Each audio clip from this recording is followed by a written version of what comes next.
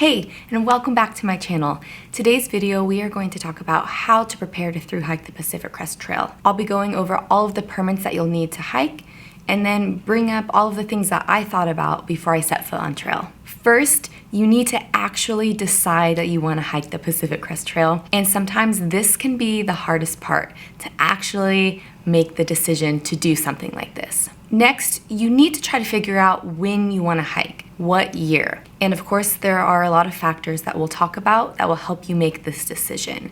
But some things to think about are mainly your job. Are you going to quit? Are you going to ask for 6 months of leave? What about your family? If you have children, are you married or like in a long-term relationship? What are the logistics of that? Then you get to decide which direction you want to hike. Do you want to go northbound, Mexico to Canada, or do you want to go southbound, Canada to Mexico? That is also going to affect, various things like permits and when in the year you will start your hike. And then obviously finances. You need to make sure that you have enough money saved up to hike. Having all of these logistics figured out is just really going to help your hike so that you can just focus on getting from Mexico to Canada. The first thing that we'll jump into is the permits. Now, the best place for information is the Pacific Crest Trail Association website. Okay, let's go to the website together. PCTA. It's www.pcta.org. When you get to the website, there is a lot of useful information. So if I hover over the Discover the Trail icon at the top, I am going to go down to the permits. At the top, you will see that it is going to ask you if you want to hike greater than 500 miles or less than 500 miles. So if you plan on doing the whole thing, you're going to choose permits for trips over 500 miles. So this page right here is going to be the best place of information for you. So I highly recommend spending a lot of time on here.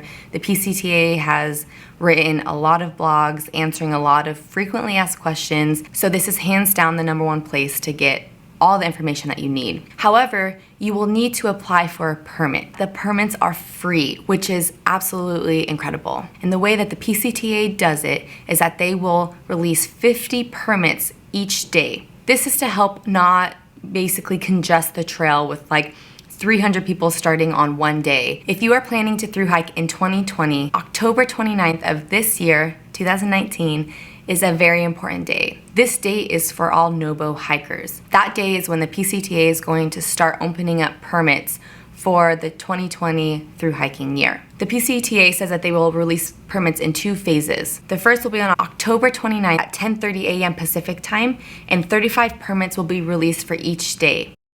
However, there are thousands and thousands of people across the entire world trying to get a permit. If you were not able to secure a permit for the day you wanted, or most of the days were filled in the prime starting dates, then you will have another chance. That chance will be on January 14th at 10:30 a.m. Pacific time.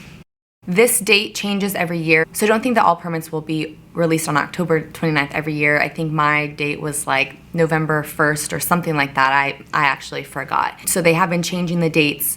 So just make sure that if you aren't planning a hike in 2020 and it might be 2021, just check the PCTA website to see when they are releasing the permits. Now, like I said, thousands of people are going to be on that website trying to pick a day.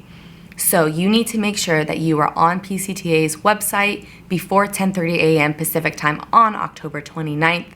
And you need to be prepared, like more prepared than you've ever been in your life, the most competitive you've ever been in your life, because you need to get on and immediately pick a day and start filling out all the forms before other people do. Now, most people start to hike northbound on the Pacific Crest Trail in April and May. And then there are people that do start mid to late March. There are even some people who even start in February, and that's pretty extreme. So you're going to see people going for any day in April and basically the first half of May and possibly the last half of March. Then you can continue down, and there's information on how to apply for a long distance permit. So I'm gonna click this drop down here, and we can go to this right now, this link to apply for a long distance permit. It's not gonna really do anything because the permits aren't open. But I can click on here, and as you can see, it says that the application and management portal are offline. Now this is the page that you will want to be at when you apply for your permit, and once they open them on October 29th at 10:30 a.m. Pacific time, this page will actually have information. The other permits that you might possibly need, if you would like, are a fire permit and a Canada entry permit. The fire permit basically allows you to have campfires legally where campfires are allowed. This does not mean that you get to have a fire anywhere you like on the Pacific Crest Trail. You still have to obey all the posted signage and the regulations going on. Some areas may normally allow campfires or anything like that, but if there's a really high risk of fires in the area, it's really hot, it's really dry, there's a chance that fires will not be allowed. And you need to follow all of the sign postage and the notices about this. If you plan on going into Canada and going to Manning Park, and therefore flying out or exiting Canada back to your home country, you will need a Canada entry permit. Once again, here's all the information on that. You cannot enter Canada without this permit legally. It didn't take me that long to do. It was actually pretty easy, but you can find all of the information on that here. If you do not want to get this permit, or you cannot for whatever reason, you can still hike to the northern terminus, take pictures. There's a campground right by the monument, and I think it's technically in Canada, but they allow you as a hiker to camp there even if you don't have this permit. However, you will need to immediately hike backwards on the Pacific Crest Trail. The nearest ranger station is at Hart's Pass, and you'll have to find a ride from there or just continue hiking south till wherever you want. Then along the hike, you will see various places where you will actually need to fill out a permit at the trailhead. Now, this happened a few times for me. You just, you'll be like hiking and then you'll see these big old signs saying permits required. You just fill them out, attach them to your pack. It's just for certain sections of that trail. So once you get through that section, you can throw that permit away. Those are free. So just make sure that you're paying attention to all posted signs along the trail. I get asked if my permit was checked along the Pacific Crest Trail, and yes, it was. It was checked about 12 times in Yosemite, which is a lot, but I think I just kept hitting all of the places where the rangers were congregating or just like walking around. They were checking if I had a bear canister, if all of my food and smellable items were put away in the bear canister, and then if I had my permit. However, my permit never got checked anywhere else, but I did hear from some other hikers that their permits were checked near the border. I don't have a ton of information for those coming to hike the PCT internationally. From my international friends, I've been told that you will need a B2 visa to come into the country. Like I said, I don't know how this works for every single country. This is just something I've heard from the majority of my friends who are international. But once again, the PCTA website has information on this. Next, for GPS, I highly recommend downloading the app GutHook. There are other apps out there like Half Mile. You will be able to download the entire trail and therefore, follow your path even when you don't have service. So you'll be able to know if you're on the trail or not. You can see what camp spots are ahead, the water resources, and town information. Highly recommend that. I relied solely on GutHook for water reports, which isn't the best advice, but there is something that you can download that shows you the current state of all water sources. The PCTA keeps up this, water report. It's crowdsourced, similar to, GutHook. But what hikers would do is they would download this before their next section and just make sure that there's water when we think there is water. Because it does happen that sometimes you'll think that there's water because of GutHook, and then you get to that water source and it's all dried up or it's pretty disgusting and you can't drink it.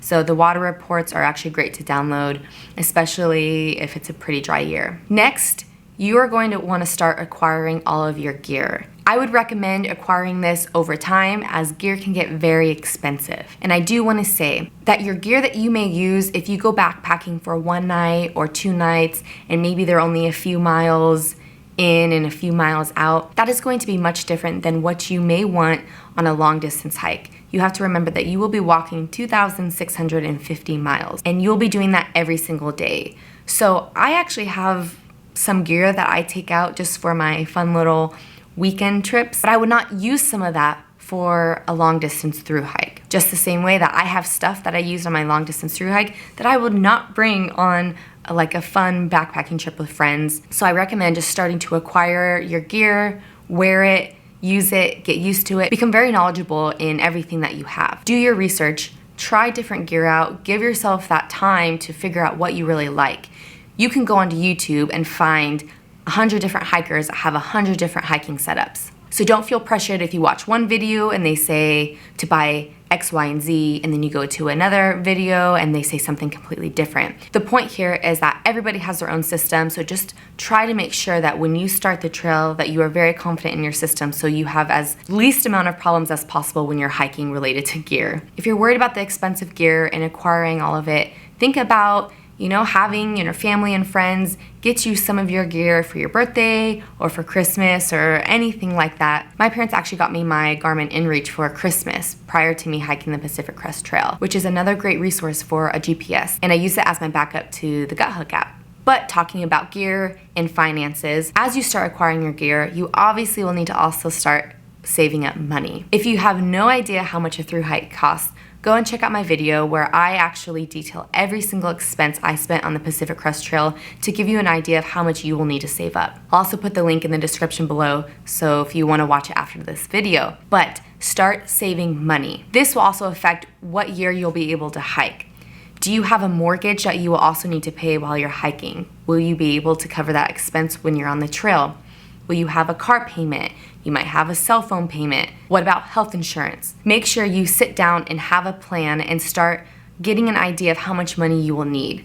If that means you won't be able to hike for another 3 or 4 years, that's okay, but get started right now because it can get very expensive if you're not working and you're not bringing in income, but you have a mortgage, a car payment, plus all of the trail related expenses that I talk about in my finances video. It's really unfortunate to see hikers have to get off trail because they just don't have any money left. But imagine getting out on the trail and realizing that you're living your dream only to be forced off because you didn't save enough money. The next thing to think about is how good a physical shape are you in? I'm not going to give you fitness advice. I am not a personal trainer or anything like that. I recommend to start walking as much as possible. Stop taking the elevator, take the stairs, go on hikes every weekend. Like I said, just go for more walks. This is to help your joints and your muscles have some memory of this when you get on the trail. I actually think it's pretty difficult to prepare for something like a thru-hike because you don't have the time to start hiking 15-20 miles every single day. But walking more, staying in motion a lot is really going to help. Even maybe going to the gym and getting on the Stairmaster with your pack is really going to give you an idea of the strain that your body is going to be put through. If you are not in the best shape of your life, I know I wasn't when I started, don't let that hinder you from starting the trail or freak you out or think that you can't do it. Many people start the trail overweight. You will lose weight and you will get in shape, I promise. But the start will be much easier on your body and probably you mentally if you are in as best of shape as you possibly can be. You're maybe already going to be carrying a 30-pound pack on your back. So if you have excess weight, any pound that you get off your own body is going to help you in the long run. And that's one less pound that you're going to have to carry up those hills. Next, try to prepare mentally. When I started this whole YouTube thing years ago, I actually made a video about how I was going to prepare mentally. It's kind of a silly video to watch. I cringe at it myself, but I will also link that in the description below so you can get an idea of what I did to prepare mentally. I'm sure if you're watching this, you have heard this as well, but many people claim to say that doing a thru-hike tends to be more mentally daunting than physically, which is wild to think about since you cover thousands of miles and hundreds of thousands of feet in elevation gain and loss on the Pacific Crest Trail.